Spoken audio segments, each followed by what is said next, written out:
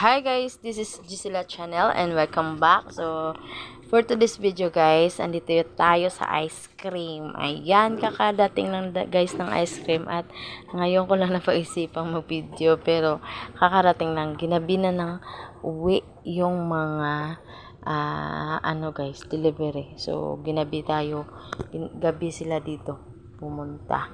Diba? So, umulan kasi guys, gumaganyan oh. 'Di ba? Kasi kaka-close lang natin kasi open kanina. Nilagay natin yung lahat. So marami-rami yung ating ice cream ngayon. Sana hindi mag-brown out kasi kaka-brown out lang guys. Marami akong na-return. So okay naman, may BO to guys. Return lang natin yung mga hindi okay.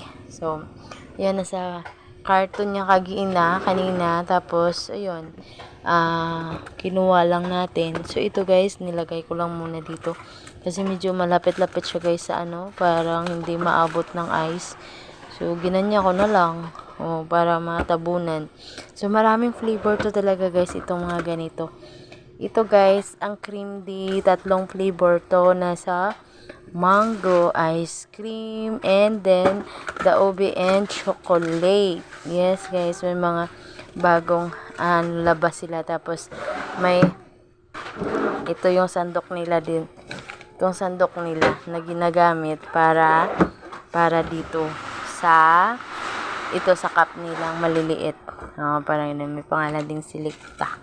So ganyan, ito guys, may BO dito. Lahat to guys may BO pag mag-brown out. So makikita nyo niya daming yes, daming mga ice cream. Tapos ito lang to guys, nasa 99 pesos. So ibili natin yan ng 120. Ayos na yun, di ba? Ito 149 yung kapito, so 169 yung bibili natin. Sa iba guys, mahal din yung patong nila. So sa atin, konti lang yung patong natin, di ba? Ayos lang. Di ba? Kung kailan.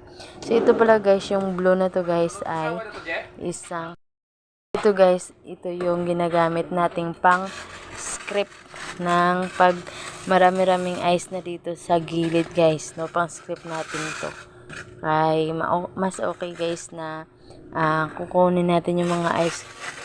Minsan kasi guys, ginaganyan lang dito guys sa script mo lang. Mas okay na walang makapal na ice sa gilid para focus na focus yung pag cold niya sa ice cream lahat. So, ito, nilagay din natin yung chocolate bar dito guys, no? Hindi ko napindot siguro ng anak ko yung itong chocolate bar na to sa TikTok. Hindi ko alam, so binayaran ko na lang at nilagay dyan. So, pero tinikman ko. So, chocolate talaga. Kala ko ba to? Yung ganyan. Tapos ito guys, yung cornito. Ang nito ay ito ay cookies and cream ice cream. So ito guys ay maraming flavor to guys. So sa ngayon yung available nila talaga ay ito lang at saka chocolate. So may chocolate to sa ilalim, kunti lang. Tapos ito kasi guys, parang marami-rami siyang umabot ngayon. So nilagay ko to kaya natabunan yung chocolate na cornetto guys natin. So tag 20 pesos lang to guys, no? So pwede sa iba 25 na to. Yes, ito may chocolate siya guys. So konti lang chocolate dahil isa lang yung nilagay natin na carton. Tapos ito guys, sample lang to guys. Mamura-mura lang to guys. Mga bagong product nila. So may SRP sila na nilagay dito guys, no? Kung makikita nyo, ito ay oblong siya guys. Bagong din nilang design. So sampo may SRP. Pero sa iba tag 12 na to guys. Medyo may tubo. Konti lang man. Tapos ito iba yung ice pop nila guys. May ice pop sila, milky coffee yung flavor. Bago-bago to guys na mga product ng ice cream nila. Yung ice pop nila guys. Tapos ito sa ilalim, marami pa tayo ng mga stick, watermelon, mga ganun siya guys, pero hindi ko naubos kasi hindi naman makikita, kaya hindi ko na ina-open. So pag maubos dito, saka ko na-open yung sa ilalim, o diba? Kasi sa ilalim guys, meron pa dyan mga laman na karton na merong mga iba't ibang flavor ng ating stick ice pop. So, ito naman guys, ang kagandahan nito ay happy birthday. So, 3-in-1 to guys, nasa obi na merong obi flavor. Tapos sa gitna may mango, tapos avocado. So, may pa-birthday selecta ice cream na tayo guys, no. So, mura lang siya guys. So, binibinta ko to ng 120. O, diba? Mura lang. So, sa iba guys, mahal na yung patong. Pero okay lang. O, diba? Iba't ibang, naman tayo, way para magkaroon ng kita or ano. So, ganyan. Konti lang yung natin. Tapos, yung, ito guys, nasa 750 ml lang siya. Tapos, ito, 1.25. So, nasa 169 yung price niya. Tapos, yung flavor niya guys, iba din. 4 yung flavor nito nasa 4 na siya guys. Pero, 3, okay. 3, dati guys, 3-in-1. Tapos, ngayon, kakabago lang pala nilang delivery. So, bagong stocks to guys. Bago din yung may +1. Cookies, choco, kiso, obi, mango. So guys, 3-in-1 +1 na ngayon yung birthday nila na 1.25 liter. Diba? Ito yung tinatawag nila na 1 liter dati. So 1.25 na ngayon siya guys. Yung pang ice cream selecta nila pang birthday, 4 na yung flavor. May queso na sa guys and mango. So pareho yellow, 'di ba? So ang ganda lang. So may BO din to guys ka. Malalaman mo kasi guys pag nakaranas ng yung ice cream guys. Hindi natin ma-open. Kasi kahit nakalagay dito sa topper, pag nakaranas siya ng brownout, iba ng texture nito guys. Yes, iba. Kita nyo? Chocolate, obi, mango, and queso. Ito gurong queso. Tapos ito yung mango, di ba? Yes guys, siya kung malalaman mo siya guys kung naranasan niyang natunaw siya ulit tapos kumbaga nawalan siya ng kuryente tapos na bumalik. So maranasan din, makikita mo yan guys kung palagi kang nagtitingin sa mga ice cream at alam ng mga customer yung pala ice cream. So iba kasi yung lasa na tapos iba yung kasi pag yung mga ice cream na nakaranas na ng burnout guys ay pagbalik ng kuryente tapos babalik yon siya matigas.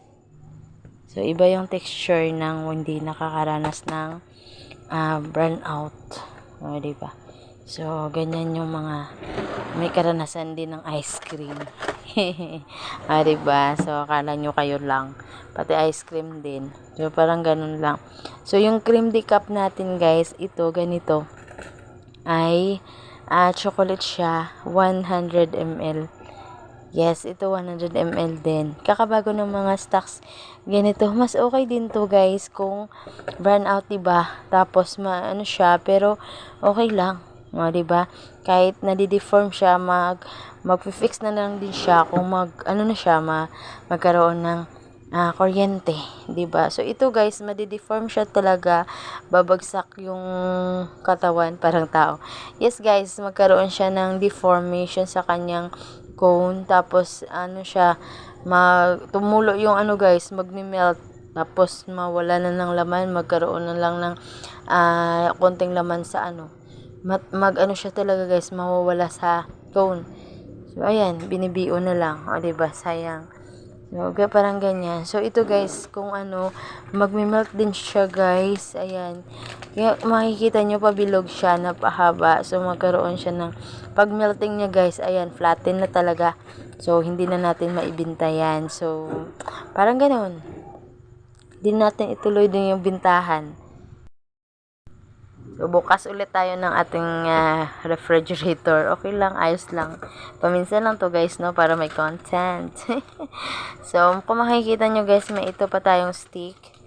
Kukunin natin yung boom boom. So, yung boom boom guys, sa mga mahilig sa ice cream, alam na alam nila to yung boom boom guys.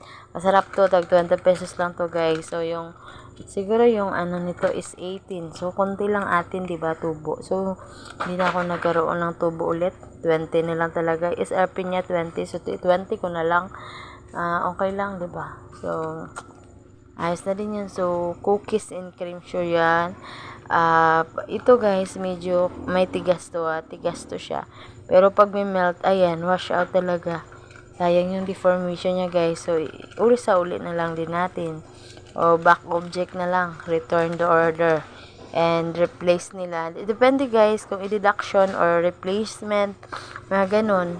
So minsan yung mga replacement nila hindi, minsan wala yung na-damage na order guys ay walang stock, pero may kaparehang ibabalik niyan guys. Depende sa iyo kung merong kapareha. Halimbawa ang yung BO natin guys ay ang return natin ay ice pop cookies, tapos wala na silang stocks.